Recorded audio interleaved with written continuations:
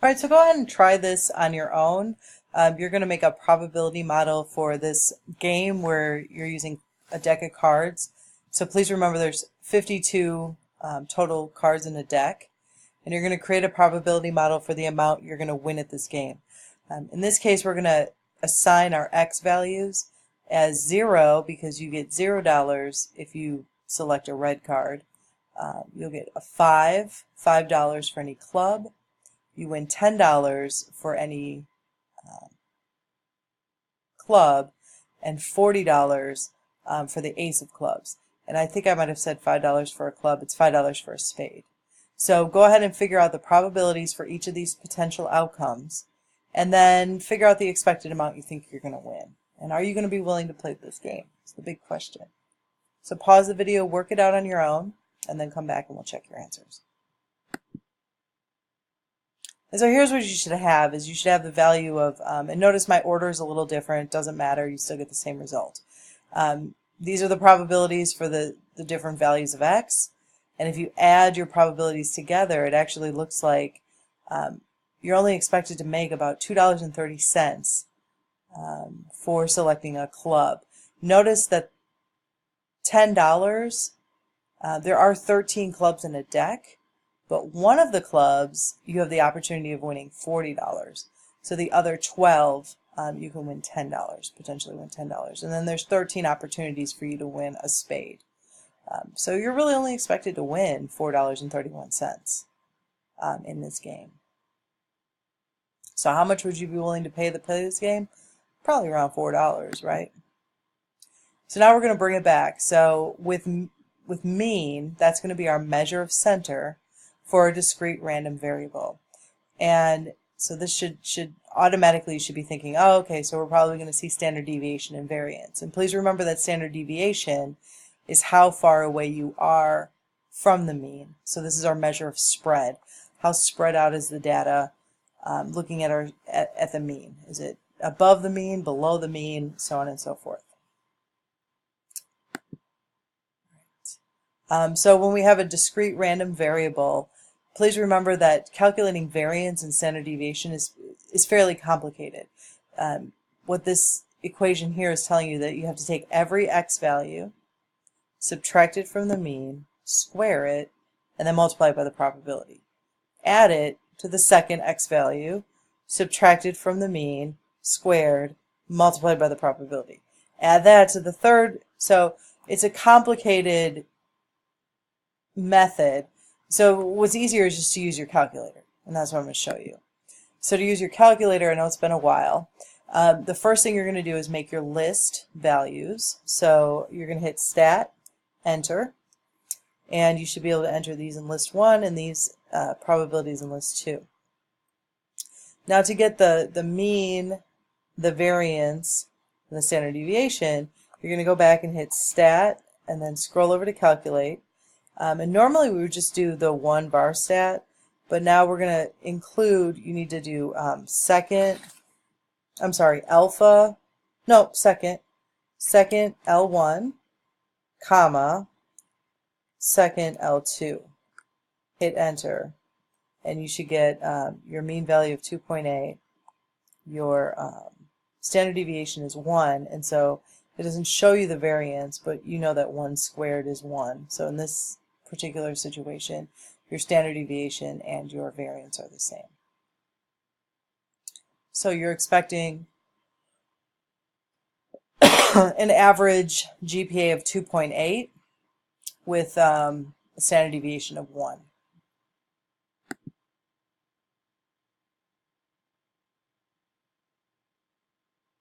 All right, so let's look at another example. We're looking at a large auto dealership. Keeps track of the sales made during each hour of the day. We're going to let X be the number of cars sold during the first hour of business on a randomly selected Friday. And so based on previous records, the probability distribution of X are as follows. So the cars sold are on this Friday in the first hour of the day, 0, 1, 2, and 3. And then the probability is there's a 0.3% chance that you won't sell any cars, 0.4, so on and so forth. So we want to compute and interpret the mean and the standard deviation. So what you're going to do is you're going to go in your calculator and you're going to go to stat list, and this is going to be list 1. This is going to be list 2. And then again, you're going to, once you have those numbers typed in, you can go ahead and hit stat calculate variance, and then you're going to type in L1, L2, hit enter, and you should get these values for your, this would be your mean if you add these together, and this would be your standard deviation. So that's, you're expecting to sell about 1 car with give or take 1 car.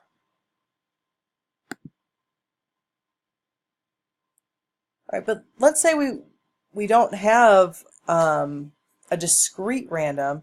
Let's say we're looking at a continuum or a continuous distribution. And so this would be like a situation where you want to choose a number between 0 and 1. What's the sample space in this case? Well, all the numbers between 0 and 1 are your sample space, and there are an infinite amount of numbers between 0 and 1. So we can't really assign a probability to every, to 0.1, 0.2, 0.21, 0.22. So there's so many numbers, we just simply can't list all the outcomes. There's just infinite many. And so what we need to do is bring back the density curve. And so the density curve, please remember that if you're assigning a probability, it's the density curve is always 1. The area under the density curve is always 1. So let's say, for example, we have all the numbers between 0 and 1, and we want to know the probability of having a number between 0.3 and 0.7. And please remember there's even infinitely numbers in between this interval. And so what we'd simply do is make our density curve 1 on the y-axis. We're going to have a height of 1, and we put the scale on the x-axis from 0 to 1, and we want to know the interval between 0.3 and 0.7. And so we know that that's a difference of 0.4. So this rectangle right here under the density curve is the area we need to calculate. And we do that simply by multiplying length times width. So we're going to multiply 0.4, and this has a height of 1. So the probability of selecting a random number between 0.3 and 0.7 is 0.4. All right, let's look at that a little bit more closely. And so if we have a continuous random variable, then we're going to look at an interval of numbers. And so the probability of x is described by a density curve. We can't assign every x value a probability. So we've got to look at our density curve and see where it falls under there. And that will make up the event. So please recall that in Chapter 2, a density area has an area of exactly 1 underneath it and a total probability, and that correlates to the total probability of 1. Okay, so let's look here. If we wanted to find the probability of x being less than 0.4, right, we would simply draw our density curve here at 0.4, and it would be this area here, which is just simply 0.4 times 1, which is 0.4. So go ahead and see if you can figure the rest out. Pause the video. And here's what we have. So the curve right here, this is a value of 0.2 to be greater than 0.8. So 0.2 times 1 is 0.2. So there's a 20% likelihood of selecting a number greater than 0.8. And we already did the other one together. All right, so now we're going to bring back the normal distribution as well for a continuous distribution. And so let's say we're looking at 12,000 able-bodied male students at the University of Illinois. And they found out that their mean ability to run a mile was 7.11 minutes. And that was a standard deviation of 0.74. So we're going to choose a student at random from this group, and we're going to find the probability that they ran the mile in under 6 minutes. And so what I've done is I've drawn a really sloppy normal distribution curve. the middle here is at 7.11, and the standard deviation is 0.74, so I subtracted 0.74 and got 6.37, and then I did it again and I got like 5 point whatever that says, 5.39 I think, or something like that. Okay, and so I know that 6 is going to fall in between here, and we want to know that under 6 minutes, so that's everything below where the 6 falls. And so remember, first we got to calculate our z-score. And so our z-score would be 6, that's the value of interest, minus the mean, divided by the standard deviation. I get a z-score of negative 1.5. So there's a couple ways you can figure out what the probability is. And one way is to look at a table. Let's see, where's the table? There's my z-score table. And so it was negative 1.5. So I'm going to come down here to negative 1.5. And here we go. It's 0.0668. So there's a 6% chance of finding somebody. Or there's another way to do it. You can actually use your calculator. And so what you're going to do is you're going to go to normal CDF. So you do that by hitting second and the vars button. And you should see normal CDF, hit enter.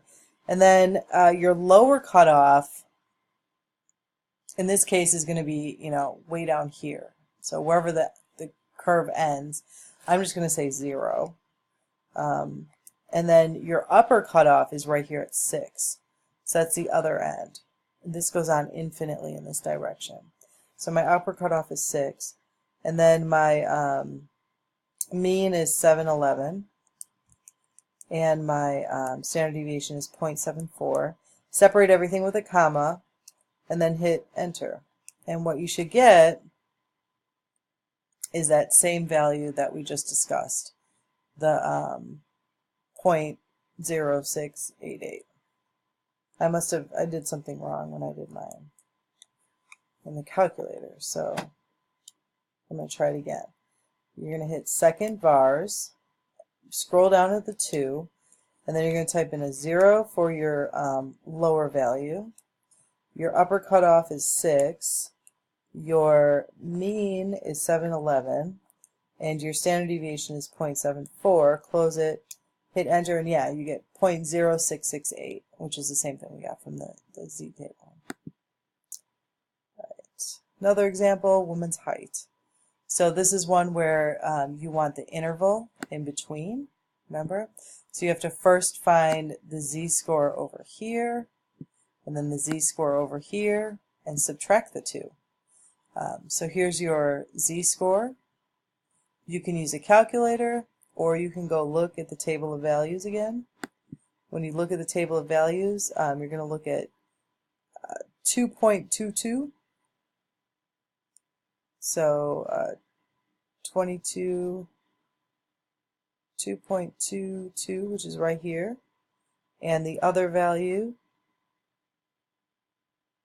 was 1.48. And again, you look in the z-score, or you can use your calculator. And these are the values I came up with. When I subtracted it, this is what I got. 0.056, which is approximately 5.6% of a chance that a randomly chosen girl is going to have a height between 68 and 70 inches tall. Another example, and this is for weights of 3-year-old females. Please note that for this one, I had a minimum value instead of a maximum value. And remember, z-scores always give you the value less than. So to get the value above, you've got to subtract whatever you get from 1. And so there's a 57.5% chance that a 3-year-old female will be at least 30 pounds, given the average 3-year-old weighs 30.7 with a standard deviation of 3.6. Okay, so I know we kind of went through this, reviewed a lot. If you have any questions, let me know, but you're going to go ahead and work on 6.1 practice problems, numbers 1 through 25. Thanks for listening.